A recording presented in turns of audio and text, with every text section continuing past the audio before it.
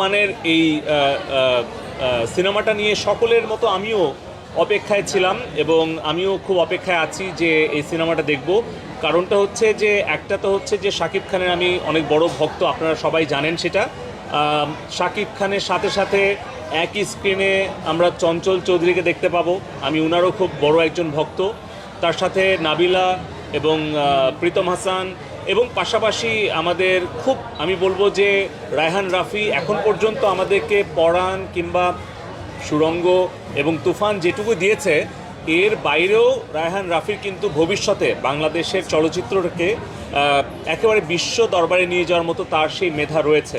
So এরকম মানে 4-5 জন মেধাবী আর্টিস্ট যখন একটা সিনেমায় একসাথে কাজ করেছে, আমি মনে করি একটা দুর্দান্ত একটা প্রচণ্ড তুফান শুধু বাংলাদেশের সিনেমা জগতে নয়, সারা বিশ্বের সিনেমা জগৎকে আসলে তোলপাড় করবে এবং সেই প্রত্যাশা নিয়ে এসেছি। আমার প্রত্যাশাটা অনেক অনেক বেশি তুফানের কাছ থেকে, এবং তুফানের যে দুটো গান আমি শুনেছি দেখেছি ইউটিউবে, আজকেও আসার সময় শুনতে শুনতে আসছিলাম, আমি, আমার স্ত্রী, আমার 2 সন্তান সবাই কিন্তু এই টিউনকে, এই যে মানে যে স্টাইলে শাকিব খান আবির্ভূত হয়েছে, যেটুকু আমরা সিনেমার ট্রেলার দেখেছি বা যে দুটো গান দেখেছি, অ্যাকশানগুলো দেখেছি, এমনি ব্যক্তিগতভাবে আমি খুব অ্যাকশান মুভির ফ্যান এবং আমি মিউজিক লাভার।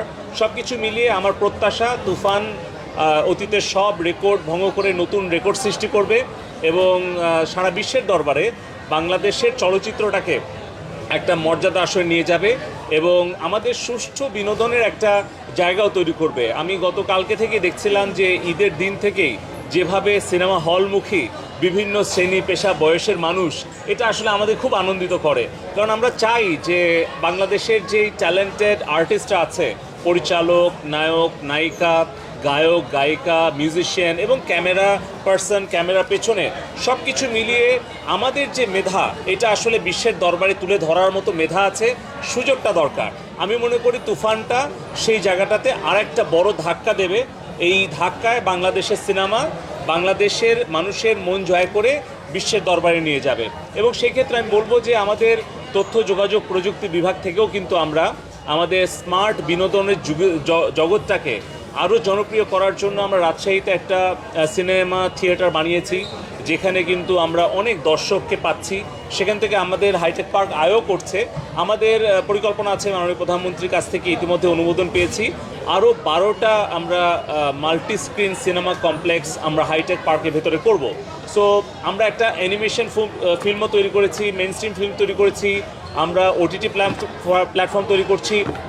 সোজা কথা হচ্ছে 41-এর স্মার্ট বাংলাদেশ কিন্তু শুধু অর্থনৈতিক সমৃদ্ধি নয়, আমাদের সামাজিক সাংস্কৃতিক একটা বিপ্লবও কিন্তু আগামী 41কে সামনে রেখে আমরা করতে চাই। আমি বিশ্বাস করি যে তুফান আমাদের সেই সাংস্কৃতিক বিপ্লবটাকেও সামনের দিকে এগিয়ে নিয়ে যাবে। আমি তুফানের জন্য অনেক অনেক শুভকামনা করছি এবং আমিও প্রত্যাশা করছি যে তুফান সিনেমাটা আমাদের দর্শককে, লাখ লাখ দর্শককে সিনেমা হলে আবার টেনে আনবে।